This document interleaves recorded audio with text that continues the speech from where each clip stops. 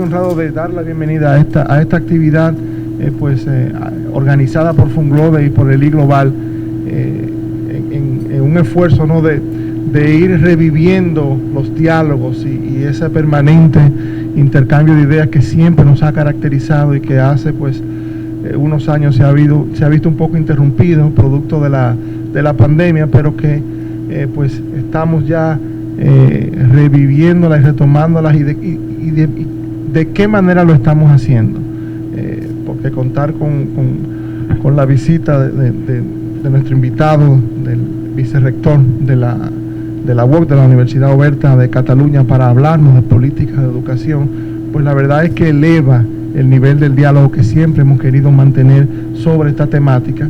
Y bueno, pues ver a tantos amigos nuevamente acá acompañarnos nos llena de muchísimo orgullo y satisfacción. Muchas gracias, doña Josefina Pimentel, muchas gracias, Josefina Reynoso, y sobre todo quiero resaltar y agradecer de manera muy especial las gestiones de nuestra delegada en España, Yasmín Machuca, por hacer posible este evento y esta visita.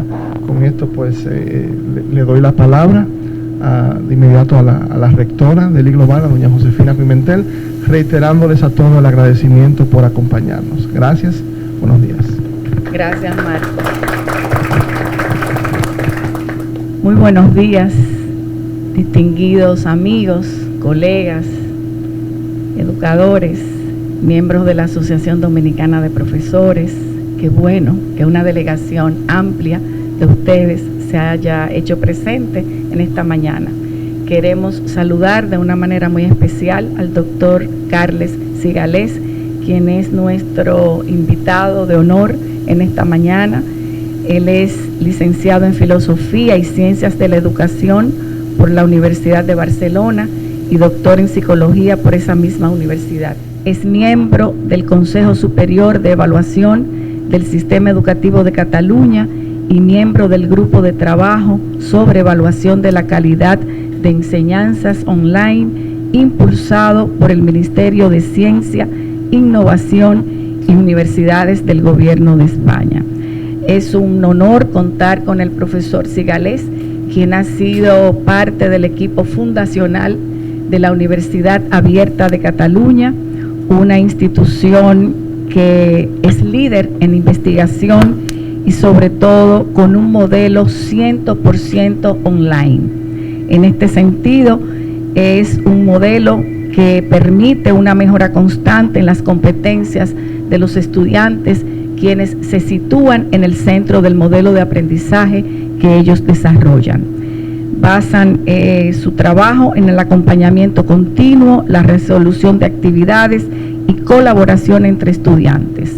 La diversidad de la oferta formativa permite que la enseñanza se adapte a cada momento vital y profesional. La Universidad Abierta de Cataluña cuenta en estos momentos con una oferta académica de más de 53 másteres universitarios, 75 másteres y programas propios, 198 especializaciones y cursos de posgrado, así como 8 programas de doctorado. Actualmente la UOC cuenta con más de 87.500 estudiantes y más de 95.000 egresados. El profesor Cigales es parte importante de este esfuerzo que ha realizado la Universidad Abierta de Cataluña y sobre todo dentro de su experiencia está el haberse incorporado a distintos espacios de evaluación de la calidad educativa y de acreditación. Maneja, por tanto, un modelo alternativo de educación a distancia online y que ha permitido impactar en miles de egresados, tanto a nivel interno en España como internacionalmente. Su esfuerzo se ha dirigido además a trabajar el tema de políticas públicas asociadas a la calidad de la educación, y en ese amplio recorrido, en esa trayectoria, pues sus experiencias son incontables. De ahí que le hayamos invitado para que en este momento que vive la educación dominicana comparta sus reflexiones. En algún momento él nos dijo, bueno, los sistemas educativos son tan complejos y pesados que es como mover un submarino. Pero por otro lado, nos acaba de decir aquí en una reflexión entre amigos en esta mañana, que el problema puede ser que nosotros estemos pensando la educación del siglo XXI con un modelo y un esquema de pensamiento del siglo XX. De manera que son múltiples los desafíos que nosotros estamos enfrentando. Ya vemos cómo hay cierto estancamiento en los niveles de aprendizaje de nuestros estudiantes, evidenciados en las pruebas tanto nacionales como internacionales en que participa el país. Tenemos también grandes desafíos en materia de los niveles y habilidades de lectura que tienen nuestros estudiantes. Ya el Banco Mundial ha estado hablando de un indicador que ellos denominan pobreza de aprendizajes, que no es más la incapacidad que tiene un niño de 10 años de comprender y leer un texto simple a esa edad. Por consiguiente, todo este entorno en el cual nuestros sistemas educativos se vienen moviendo, y sobre todo después de la pandemia, nos invitan a realizar una reflexión profunda con una mirada crítica, identificando posibles nichos de mejora e identificar aquella palanca que va a permitir una inflexión, un movimiento significativo de nuestros modelos educativos actuales. Por tanto, es un placer tenerle aquí, profesor. Gracias por honrarnos con su presencia. Y antes de pasarle la palabra, quiero dar un saludo muy especial a estas 3 ministras de educación. Es un honor para mí. Muchísimas gracias, ministras, rectora de iGlobal, rector, autoridades académicas, profesoras, profesores que están ustedes hoy aquí. Muchas gracias. Es un honor y un placer poder compartir con ustedes esta sesión matinal sobre temas tan complejos y tan estimulantes como son las políticas de educación, las políticas públicas de educación y su vinculación con la calidad. Voy a hacer una exposición no muy larga para que podamos entrar en diálogo, porque yo creo que sería una falta de respeto por mi parte alargarme mucho y no dejar, no escuchar, no oír la experiencia acumulada en esta mesa, que es enorme y que creo que puede propiciar una sesión mucho más rica. Con lo cual yo les apuntaré algunas cuestiones que me parecen importantes, preocupantes, destacables del momento actual, y después podemos continuar ya en una sesión mucho más abierta de intercambio de opiniones y de visiones sobre ese tema tan complejo y apasionante que es la educación. Hace muy poco, UNESCO ha hecho público un documento titulado Reimaginar juntos nuestros futuros, un nuevo contrato social para la educación, que es uno de esos documentos que UNESCO publica periódicamente y que recoge todas las inquietudes, recoge las visiones, las proyecciones políticas que el mundo educativo en su globalidad plantea a lo largo de los años. El primer informe que hizo UNESCO lo hizo en 1972, el informe Faure, que de algún modo actualizaba los retos de la educación en un momento muy distinto del actual. Otro informe que tuvo un gran impacto en el mundo educativo y en las políticas públicas de educación fue el informe Delors, el informe de la educación, un tesoro escondido, que data del año 1996, un cambio muy importante donde empezaba a formular que la educación no es solo la adquisición de contenidos disciplinares, que la educación tiene que ir mucho más allá, que tiene muchos otros retos. Y este documento que se publica hoy, más de 25 años más tarde, que se publica en este 2022, recoge también algunos de estos retos y plantea cuáles son los problemas y los retos fundamentales de la educación para este siglo XXI, que no acaba de arrancar, si me permiten, por lo menos desde la perspectiva y las expectativas que teníamos los que en el siglo XX ya pensábamos en la mejoría de la educación. está en un punto de inflexión, en un punto crítico en relación a lo que va a pasar o lo que vamos a ver en los próximos años, no solo en términos educativos, sino en términos de progreso, bienestar social y mejora de la condición en la que vivimos los humanos. Hay dos autores que a mí me gusta citar, porque estamos en una situación en la que uno puede ser muy optimista o muy pesimista, depende de cómo lo enfoque y qué referentes tenga. Hay dos autores que me parecen interesantes, no son del mundo educativo, pero formulan visiones diferentes sobre la evolución de la humanidad. Uno es el psicólogo Steven Pinker, que es un psicólogo canadiense, profesor en Harvard, que publicó no hace mucho un libro titulado En defensa de la ilustración.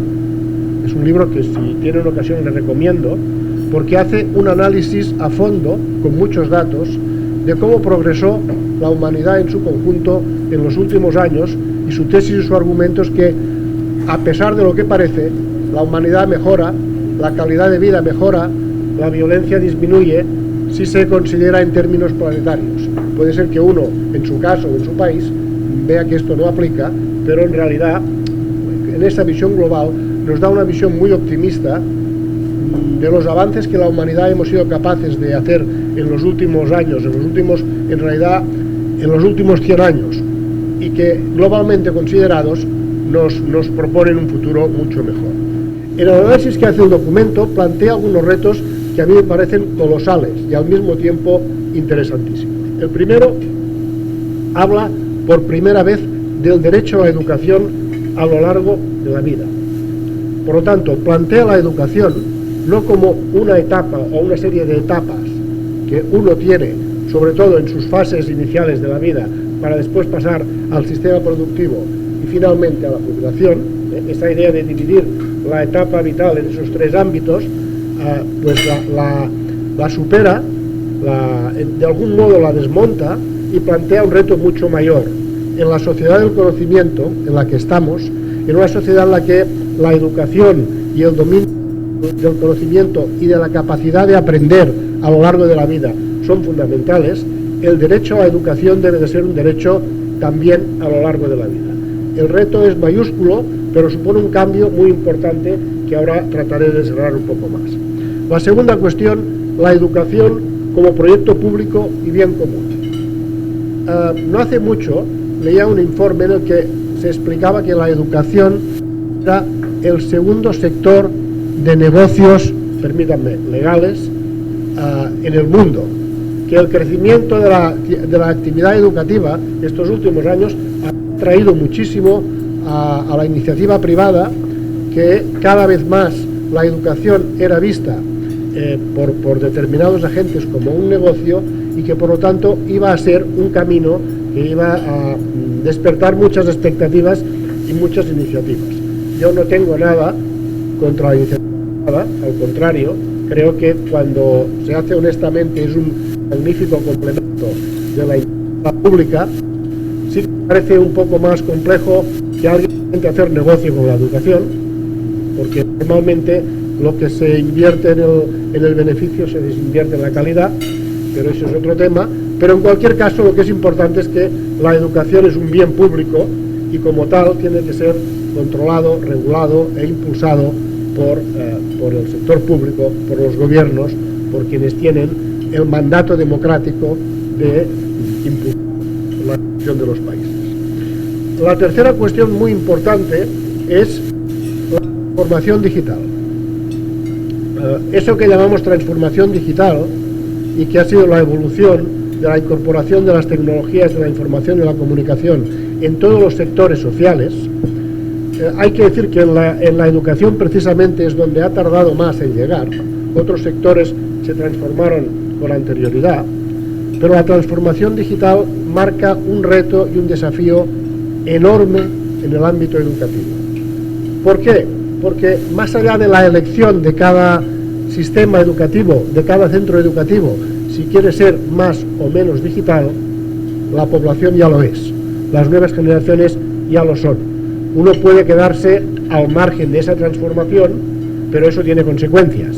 No es no es elegible en un momento en que la digitalización ya se ha consolidado en la mayor parte del mundo, en la que han cambiado las prácticas sociales, han cambiado las expectativas sobre el trabajo, han cambiado la forma de relacionarse, han cambiado la economía y cambian sobre todo, o impulsan sobre todo, para bien y para mal, todos los procesos de globalización.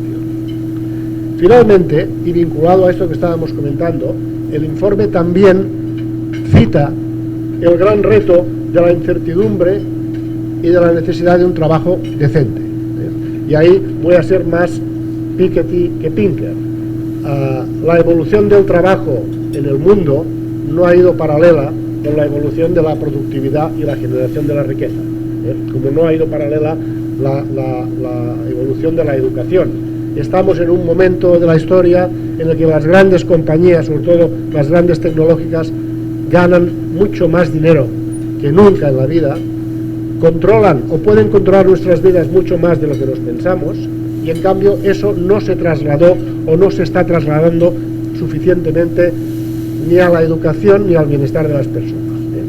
La incorporación o la transición de la sociedad industrial a la sociedad del conocimiento genera unas necesidades absolutamente distintas. La incertidumbre habla de que la mitad de las profesiones que tendremos próximamente nadie las conoce.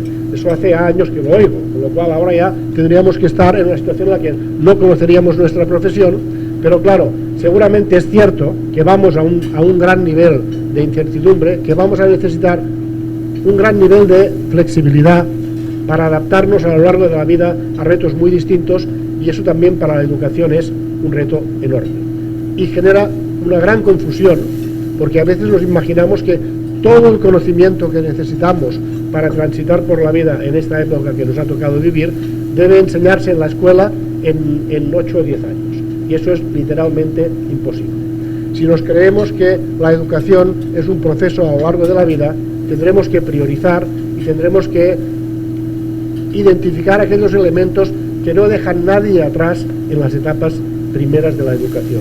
De otro modo, la educación será un reproductor de desigualdades aún mayor del que hemos visto hasta la fecha. Por lo tanto, este es un reto muy importante.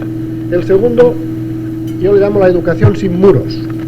O sea, venimos de una educación que fundamentalmente se daba inicialmente en la familia y posteriormente en la escuela, con una separación más clara que la tenemos hoy, pero esas eran las instituciones educativas, y fuera de esas instituciones era poco probable que uno aprendiera. Eso cambió completamente. Ya hablamos de ecologías de la educación, porque esa educación sin muros, de hecho, identifica a la escuela como una parte de un ecosistema mucho más amplio y mucho más complejo.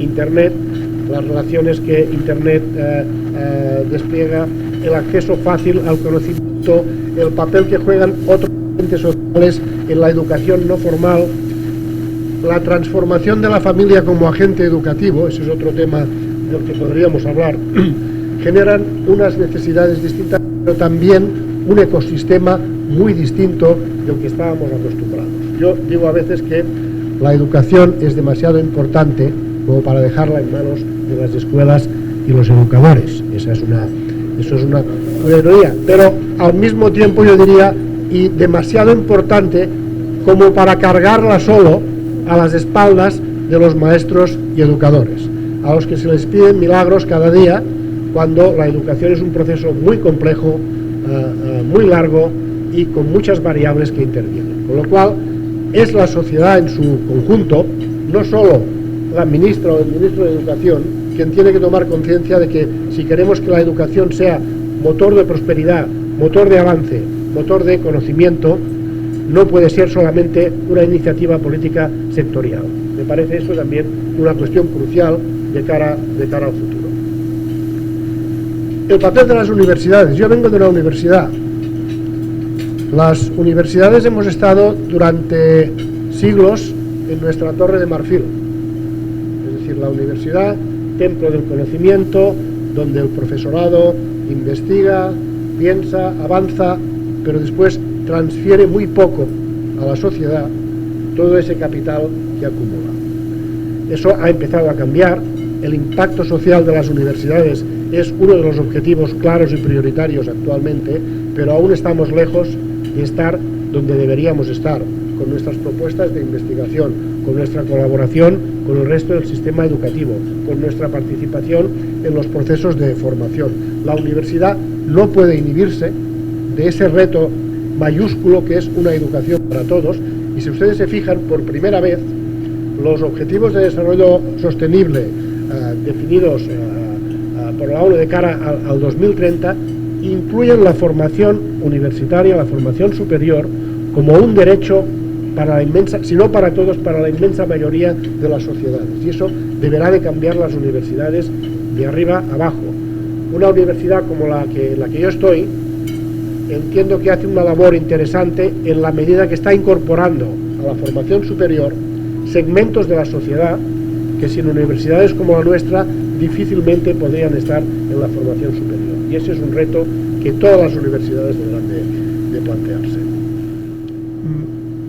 Se pueden buscar definiciones alternativas, pero esa es muy importante. La cultura, los procesos, lo que Internet ha acabado determinando, pero las exigencias crecientes de las personas, no lo olvidemos. La sensación de desigualdad no viene porque hoy estemos peor que hace 100 años, viene porque las diferencias entre personas son mayores, porque las personas vemos lo que otros tienen y nosotros no, y por lo tanto esas expectativas crecientes de las personas que piensan que pueden ser satisfechas a través de la educación cada vez serán más altas, con lo cual ese reto también va a ser enorme. Finalmente, la globalización y los grandes retos planetarios. La mayoría de problemas que tenemos los humanos son comunes, hoy son comunes, y nos preocupa lo mismo a los dominicanos que a los españoles, que seguramente a los chinos o a los sudafricanos. Es decir, los retos son mayores, son muy grandes y son globales. El bienestar, la salud planetaria, la pandemia nos lo dijo, la educación, la lucha contra el cambio climático, la lucha por las desigualdades, el combate contra la polarización, las falsas noticias, el riesgo de la democracia. Todo esto lo ven ustedes cada día y ven representaciones de todo esto en todos los países, quizá de forma distinta, pero con las mismas bases y seguramente con la misma problemática. Por lo tanto, todo un reto que la educación y las políticas educativas tendrán que afrontar, y al mismo tiempo una situación para mí altamente excitante y estimulante, porque hay tantas cosas por hacer que no nos vamos a quedar ni sin trabajo ni sin ilusión por este mundo tan importante que es la educación. Muchas gracias. Resulta interesante para nosotros como país también el tema de la formación de los docentes, que es un elemento crítico en nuestro país, en donde el modelo de incorporación, como usted enfatizaba, pues tiene que ser revisado para poder incorporar a docentes mucho mejores formados, más preparados para esa educación del futuro. Un elemento de interés resultaba también el señalamiento de su parte de la cooperación y la colaboración a nivel nacional e internacional, que en este mundo globalizado pues resulta ser un elemento que definitivamente no puede ser descartado ni puesto a un lado. Y finalmente resaltar esos puntos de la educación del futuro que usted acaba de señalar, lo que es la financiación, la regulación, el incremento de la demanda como un reto que es constante, y definitivamente que la transformación digital, que la volvió a repetir, y el tema de la globalización y de los retos planetarios. No estamos aislados, la educación ya ha cruzado fronteras y todos estamos vinculados con temas no solo nacionales, sino que vamos más allá. Nuestros estudiantes, nuestros profesionales que buscan una mayor formación, pues trascienden las fronteras nacionales y traten de alcanzar otros niveles de formación en otros sentidos.